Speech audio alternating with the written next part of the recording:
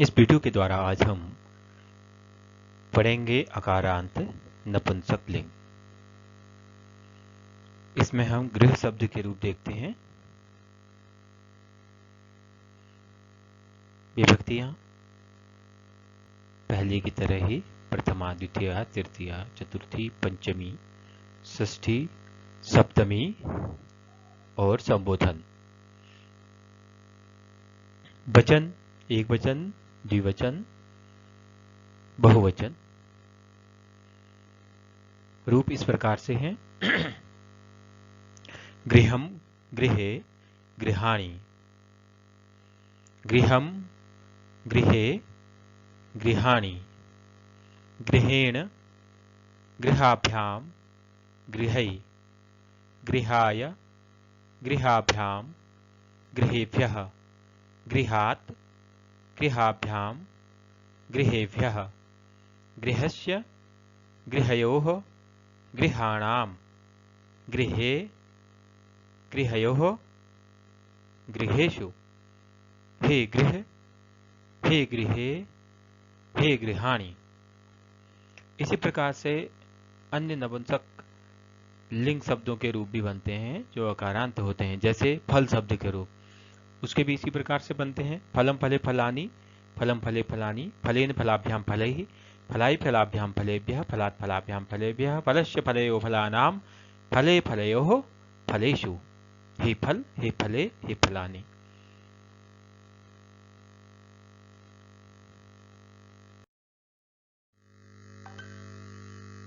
अब हम इससे आगे देखेंगे सर्वनाम शब्द।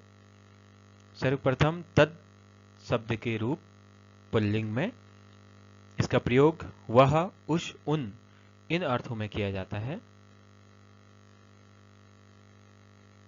विभक्तियां पूर्व रूपों की तरह ही इसमें भी है।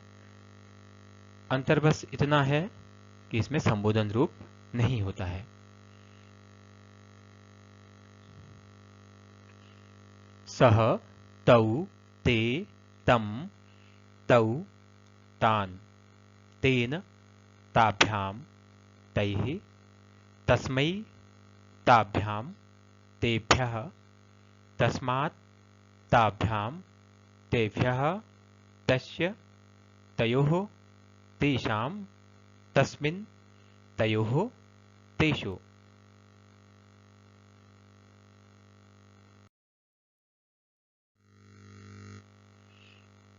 अगला रूप है तत् शब्द का ही स्त्रीलिंग में।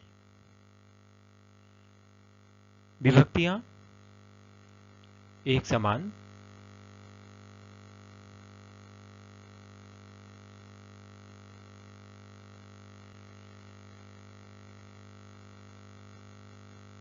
सा, ते, ताः, ताम, ते, ताः, तया, ताभ्यां, ताभिः, तस्यै, ताभ्यां, ताभ्यः, तस्याः, ताभ्यां, ताभ्यः, तस्याः, तयोः, तासां, तस्यां, तयोः, तासु।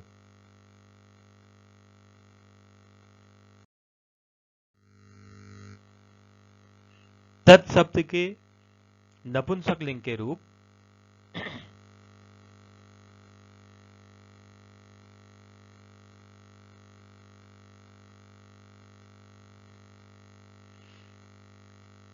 तत्, ते, तानि, तत्, ते, तानि, तेन, ताभ्यां, तैः, तस्मै, ताभ्यां, तेभ्यः, तस्मात्, ताभ्यां, तेभ्यः, तस्य, तयोः, तेषां, तस्मिन्, तयोः, तेषु।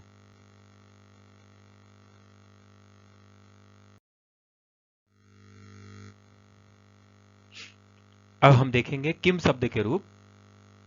किम शब्द का जो प्रयोग है वह कौन, किस, किन इन अर्थों में किया जाता है, विशेष रूप से प्रश्न बनाने के संदर्भ में।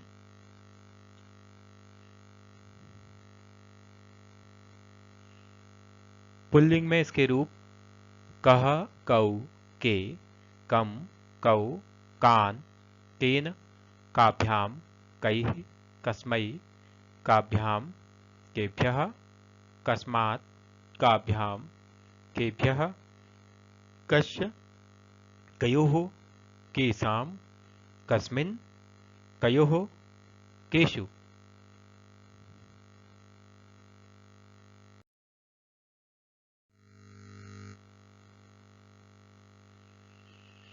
किम शब्द के स्त्रीलिंग के रूप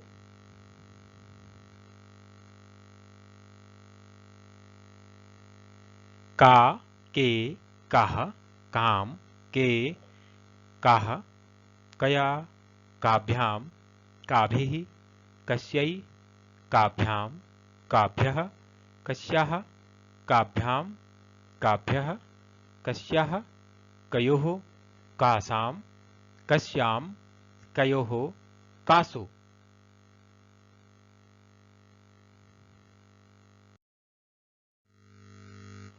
किम शब्द के ही नपुंसक लिंग के रूप अब हम देखते हैं।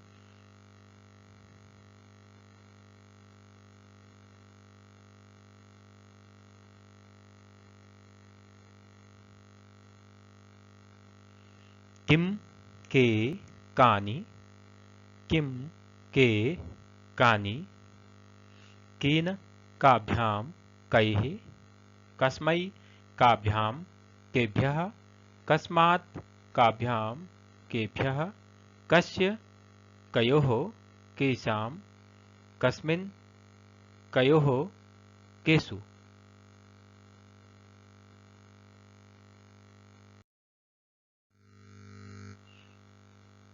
युष्मत शब्द, इसका प्रयोग तू या तुम के अर्थ में किया जाता है।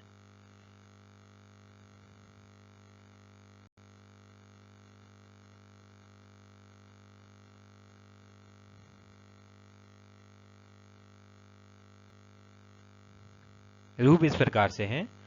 त्वम, युवाम, यूयम, त्वाम, युवाम, युष्मान्, त्वया, युवाभ्याम, युष्माभिः, तुभ्यं, युवाभ्याम, युष्मभ्यं, त्वत्, युवाभ्याम, युष्मत्, तव, युवयोः, युष्माकं, त्वयि, युवयोः, युष्मासु। षष्ठी विभक्ति में एक वैकल्पिक रूप भी बनता है जो यहाँ पर दर्शाया भी गया है। ते, वाम, वह।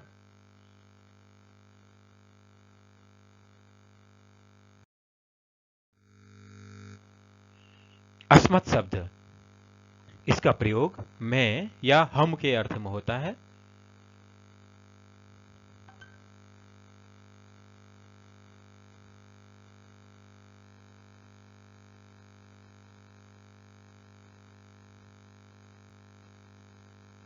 अहम, आवाम, वयम, माम, आवाम, अस्मान्, मया, आवाभ्याम, अस्माभिः, मह्यम, आवाभ्याम, अस्मभ्यम, मत्, आवाभ्याम, अस्मत्, मम, आवयोः, अस्माकं, मयि, आवयोः, अस्मासु। इस रूप में भी कुछ वैकल्पिक रूप देखने को मिलते हैं, जैसे द्वितीय विभक्ति में मा नौ नः, चतुर्थी में मे नौ नः और षष्ठी में मे नौ नः।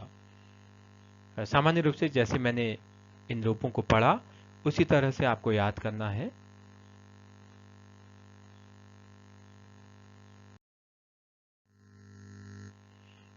अब हम पढ़ेंगे इदम शब्द के रूप।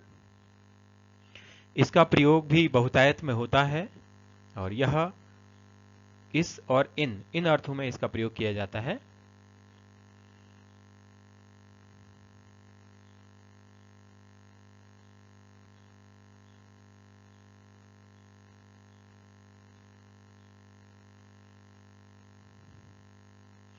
अयम, इमौ, इमे, इमं, इमौ, इमान्, अनेन, आभ्याम, एभिः, अस्मै, आभ्याम, एभ्यः, अस्मात्, आभ्याम्, एभ्यः, अस्य, अनयोः, एषाम्, अस्मिन्, अनयोः, एषु।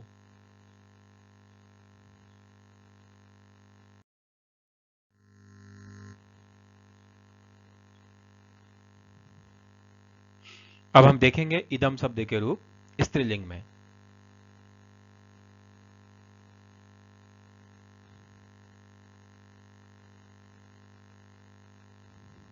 स्त्रीलिंग में रूप इस प्रकार से है।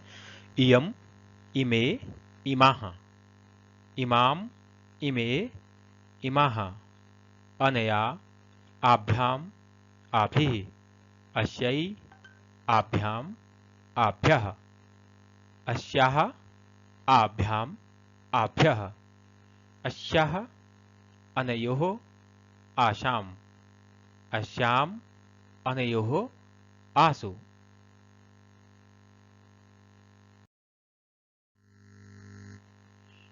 इदम शब्द के रूप नपुंसक लिंग में इस प्रकार होंगे। प्रथमा और द्वितीय विभक्ति में कुछ अंतर होता है, बाकी पुल्लिंग की तरह ही इसके रूप होते हैं। नपुंसक लिंग में सामान्यतः सर्वनाम शब्दों में ऐसा ही होता है, जिसमें केवल प्रथमा विभक्ति और द्वितीय विभक्ति में अंतर होता है, बाकी रूप पुल्लिंग की तरह ही बनते हैं। इदम, इमे, इमानि, इदम, इमे, इमानि, अनेन, आभ्याम, एभिः, अस्मै, आभ्याम, एभ्यः, अस्मात्, आभ्याम, एभ्यः, अस्य, अनयोः, एषाम्, अस्मिन्, अनयोः, एषु।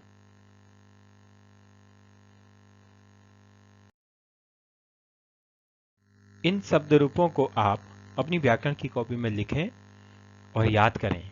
ये बहुत उपयोगी शब्द रूप हैं। इनकी आवश्यकता समय समय पर, जैसे भी हम संस्कृत में छोटे छोटे अनुवाद करते हैं, उन सभी में आवश्यकता होती है। आगे हम संस्कृत अनुवाद का कार्य करेंगे, इसलिए आप इन रूपों को याद कर लें। धन्यवाद।